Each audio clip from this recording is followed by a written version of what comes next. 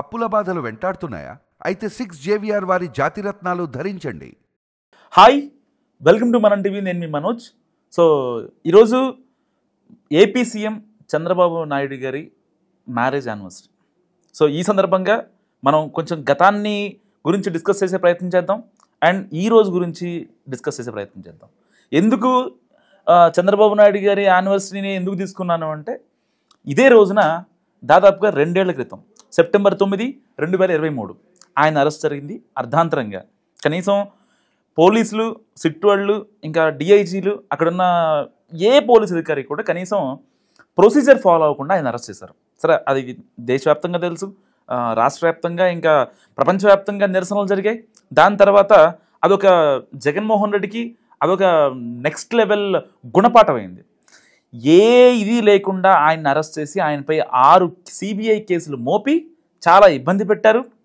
జైల్లో కూడా కనీస వస్తువులు ఇవ్వకుండా ఆయన్ని కమోడ్, ఏది మన వెస్ట్రన్ కమోడ్ కాకుండా నార్మల్ కమోడ్ ఇచ్చి ఆయన్ని చాలా ఇబ్బంది పెట్టారు. సో ఇలాంటివన్నీ కూడా ఆయన వీడియోల్లో చూడటం, వీడియో కాల్లో చూడటం, సో అన్నీ తెలిసినవే. సో దానికి తగ్గట్టుగానే ఫలితం వచ్చింది. 2024 ఎన్నికల్లో అఖండ మెజారిటీతో గెలిచింది కూటమి. సో జగన్మోహన్ రెడ్డి చేసిన తప్పు అసలు అది చారిత్రాత్మక తప్పు అనడంలో ఏమాత్రం సందేహం లేదు. ఇది నేననే మాట కాదు, వైసీపీ నేతలు, కార్యకర్తలు చేతులు కోసుకుంటారు కదా, చేతులు కాళ్ళు కోసుకునే అభిమానులు వాళ్ళు చెప్తున్నమాట. ఇది నా మాట అయితే కాదు. అండ్ నేను ఏ పార్టీకి సపోర్ట్ కాదు. ఇవాళ చంద్రబాబు నాయుడు గారి మ్యారేజ్ యానివర్సరీ గురించి 2 టాపిక్స్ ఉన్నాయి కాబట్టి మాట్లాడుతున్నాను. అండ్ ఇంకో సెకండ్ టాపిక్ ఏంటంటే, ఒక చారిత్రక తప్పిదంలో జగన్ చేసిన తప్పు వల్ల అధికారాన్ని కోల్పోయాడు, ఇంకా చాలా కోల్పోయాడు ఒక రకంగా చెప్పాలంటే. అంటే మళ్ళీ అధికారంలోకి వస్తామా రామా అనే డైలమాలో ఉన్నాడు జగన్. సో ఒక రకంగా 2024 దేశవ్యాప్తంగా జరిగిన కొన్ని రాష్ట్రాల ఎన్నికల్లో దాదాపుగా అంటే 40% ఓట్ షేర్ నిజంగా జగన్మోహన్ రెడ్డికి ఉంది. అలాంటి పరిస్థితుల నుంచి ఇవాళ ఈరోజు చేసిన సెప్టెంబర్ 9, 2025 చేసిన మిస్టేక్ నిజంగా వైసీపీ నాయకులు, కరుడు కట్టిన వైసీపీ నాయకులు ఎవరూ కూడా జీర్ణించుకోలేంది. ఎందుకు ఆ మాట అంటున్నా కూడా చెప్తా. నిజంగా వైసీపీ పార్టీ ఎందుకు ఉద్భవించింది? కాంగ్రెస్ నుంచి బయటకు వచ్చింది. ఆయన జైల్లోకి వెళ్ళాడు. వాళ్ళ నాన్న గురించి ఆయన పార్టీ పెట్టాడు. ఆయన ఏదైతే సిద్ధాంతాలు ఉన్నాయో దానికి కొంచెం యాడ్ చేసుకొని, మా నాన్న గుర్తొచ్చి నేను పెట్టాను, మా నాన్న చేసిన మంచి పనులు నేను చేస్తాను, ఆయన రాజకీయాలే నేను ఫాలో అవుతానంటూ కూడా జగన్మోహన్ రెడ్డి గారు పార్టీ పెట్టారు. చాలామంది యాక్సెప్ట్ చేశారు.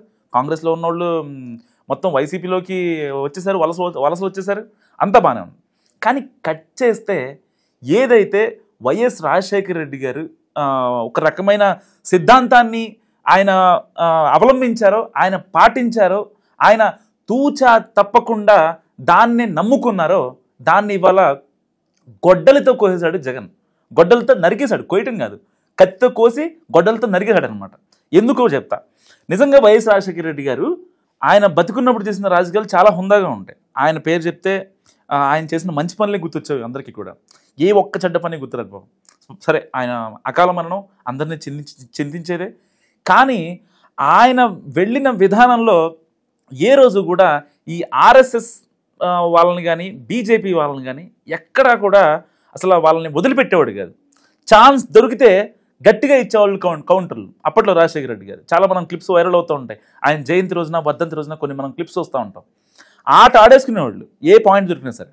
అలాంటిది ఇప్పుడు ఇక్కడ కూటమిలో టీడీపీ ఉంది, జనసేన ఉంది, ఇంకా తెలుగుదేశం ఉంది. కూటమి అంటే పడదు కదా. ఎవరు అక్కడ మరి ఎన్డీఏ ఎవరైతే అభ్యర్థి ఉన్నారో, ఉపరాష్ట్రపతి అభ్యర్థి, ఆయనకి ఇప్పుడు ఓటు వేయడానికి మళ్ళీ బీజేపీకి సపోర్ట్ చేశారు. నిజంగా ఇప్పటిదాకా కేవలం వైఎస్ రాజశేఖర రెడ్డి గారి నిర్ణయాలను, సిద్ధాంతాలను పాటిస్తానన్న జగన్మోహన్ రెడ్డి ఇవాళ ఎందుకు బీజేపీకి సపోర్ట్ చేశాడు? ఎందుకు బీజేడీ కావచ్చు, బీఆర్ఎస్ కావచ్చు, ఈ 2 పార్టీలాగా ఎందుకు న్యూట్రల్గా ఉండలేకపోయింది? కనీసం అట్లీస్ట్ వాళ్ళు మీ ఎంపీలని, ఎవరైతే 11 మంది ఎంపీలు ఉన్నారో వాళ్ళందరినీ కనీసం ఓటింగ్ దూరంగా ఉంటే సరిపోయేది కదా. ఎందుకు వెళ్ళి ఓటు వేయాల్సిన పరిస్థితి? ప్రత్యేకంగా మిథున్ రెడ్డి దీనికోసం అంటూ ఏది రాజశేఖర రెడ్డి గారి నిర్ణయాలను తొంగలో తొక్కాలని చెప్పి మిథున్ రెడ్డి గారికి ఆయనకి బెయిల్ ఇప్పించి మరి ఆయన ఓటేయడానికి పంపించారు.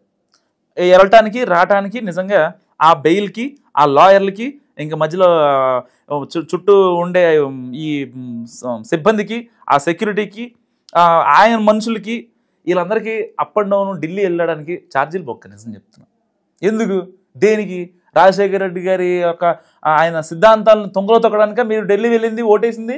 ఎందుకు మీరు బీఆర్ఎస్ లాగా ఉండలేకపోయారు?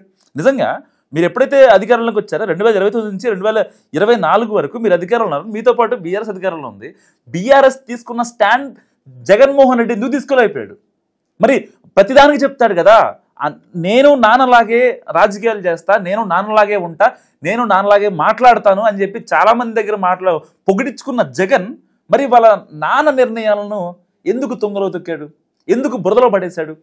ఎందుకు ఇలా చేయాల్సి వచ్చింది? ఒకే ఒక్క రీజన్. ఎందుకంటే ఆ రోజున సెప్టెంబర్ 9, 2023న చారిత్రక తప్పిదం, బాబు గారిని లోపటేయటం, ఆయన సీఎం కుర్చీ పోగొట్టుకోవడం. ఓకే, కట్ చేస్తే ఇప్పుడు ఇదే సెప్టెంబర్ 9, 2025 జరిగిన చారిత్రక తప్పిదం నిజంగా అంటే వైసీపీ అభిమానులనే కలవరపెడుతుంది. ఎందుకు అంటున్నానంటే ఆ రోజు చేసిన మిస్టేక్ వల్ల, బాబు గారిని అరెస్ట్ చేయడం వల్ల చాలామంది వైసీపీ నాయకుల్లో కూడా ఒక తెలియని ఈ గుబులు వచ్చిందనమాట. అంటే ఎక్కడో తేడా కొడుతుంది సీనా, అనవసరంగా అరెస్ట్ చేస్తున్నాడేమో అని చాలామంది వైసీపీ వాళ్ళు అనుకున్నారు. దానివల్ల రియలైజ్ అయిన వాళ్ళు అండ్ టీడీపీకి ఓటేసిన వాళ్ళు కూడా రెడ్డి సామాజిక వర్గంలో చాలామంది ఉన్నారు. అండ్ కట్ చేస్తే ఇప్పుడు జరిగిన మిస్టేక్ వల్ల, సో గతంలో జరిగిన మిస్టేక్ వల్ల సరే ఇవాళ కాకపోతే రేపు వైసీపీ లెగుస్తుంది, ఇబ్బంది ఏం లేదు, మళ్ళీ బూమరాంగ్ అవుతుంది అనుకున్న సిచ్యువేషన్ నుంచి ఇప్పుడు ఇవాళ చేసిన మిస్టేక్ సెప్టెంబర్ 9, 2025 ఇవాళ చేసిన మిస్టేక్ వల్ల ఇక వైసీపీ లేవదు అనే స్థాయికి వైసీపీ నాయకులు వచ్చారు. చాలామంది పైకి చెప్పకపోయినా, ఎందుకంటే పార్టీలో నియోజకవర్గంలోని కార్యకర్తలు కావచ్చు, లేకపోతే సోకాళ్ళు ఎవరైతే మీడియా ముందుకు వచ్చే మాట్లాడే వాళ్ళు కావచ్చు, వాళ్ళందరికీ నిజంగా జగన్ నిర్ణయాలు అర్థం కావు. జగన్ డెసిషన్ తీసుకున్న తర్వాత పోనీ ఏమన్నా ఒక మీటింగ్ పెట్టి మెయిన్ నాయకులందరినీ పిలిచి కూర్చోబెట్టాలా? చాలామంది కోర్టులు కేసులు తిరుగుతున్నారు. ఇప్పుడు ఎవరు లేరు. కేవలం సజ్జల రామకృష్ణారెడ్డి గారు రాసే స్క్రిప్ట్, ఆయన సకల శాఖ మంత్రిగా పనిచేశారు కదా, సో ఆయనకి బోల్డ్ అనుభవం ఉంది కాబట్టి ఆయన రాసిచ్చే స్క్రిప్ట్ ఏదైతే ఉందో దాన్ని వీళ్ళంతా చూస్తూ ఉంటారు. కాబట్టి సో ఎట్టి పరిస్థితుల్లో మీరు జైల్లోకి వెళ్లకుండా ఉండాలంటే మీరు ఎట్టి పరిస్థితుల్లో బీజేపీకి ఓటు వేయాల్సిందే అని చెప్పి కొండ బద్దలు కొట్టేశారు సజ్జల రామకృష్ణారెడ్డి. ఇంకేముంది, మళ్ళీ లాస్ట్ టైము 2014లో ఇంకా కేసులు చాలా ఉన్నాయి కదా జగన్ గారి మీద. సో ఆ కేసులు ఎక్కడ బయటకు వస్తాయో, మళ్ళీ ఇప్పుడు లిక్కర్ కేసు నడుస్తుంది, రోజుకొక మలుపు తిరుగుతుంది లిక్కర్ స్కామ్. దాదాపుగా ఒక 2 నెలల నుంచి ఆ కేసు జరుగుతూనే ఉంది. దానికి సంబంధించి బోల్డ్ విచారణలు, బోల్డ్ నిజాలు, షెల్ కంపెనీలు, ఇంకా అనిల్ రెడ్డి, వైఎస్ కుటుంబం నుంచి చాలామంది ఉన్నారు. సో ఇన్ని జరుగుతున్నాయి కాబట్టి సో ఎక్కడో తేడా కొట్టిద్దని నిజంగా జగన్ భయం వేసింది. దానివల్ల జగన్ ఒక్క అడుగు స్టెప్ తీసుకోలేపాడు. నిజంగా బీఆర్ఎస్కి ఇన్నాళ్ళు దాదాపు 5 ఏళ్ళు స్నేహం చేశారు వీళ్ళిద్దరు. ఆ ధైర్యం కూడా నిజంగా జగన్మోహన్ రెడ్డిలో లేదు. సో దేనికైనా సిద్ధం. ఎలక్షన్స్ ముందు చెప్పిన జగన్మోహన్ రెడ్డిలో ధైర్యం లేదు. బీజేపీకి ఎదురెళ్ళి అక్కడ న్యూట్రల్గా ఉండి ఇవాళ ఉపరాష్ట్రపతి ఎన్నికల్లో ఓటేయడానికి ఆయనకి ఆ దమ్ము లేదని చెప్పాలి. చంద్రబాబుని అరెస్ట్ చేయడం చారిత్రక తప్పిదం, నాన్న ఆశయాలను తుంగలో తొక్కడం చారిత్రక మోసం. సో ఈ రెండు చేసిన జగన్మోహన్ రెడ్డికి మరి ఆయన గురించి మీరేమనుకుంటున్నారు? కామెంట్ రూపంలో చెప్పండి. చూస్తూనే ఉండండి మనం టీవీ.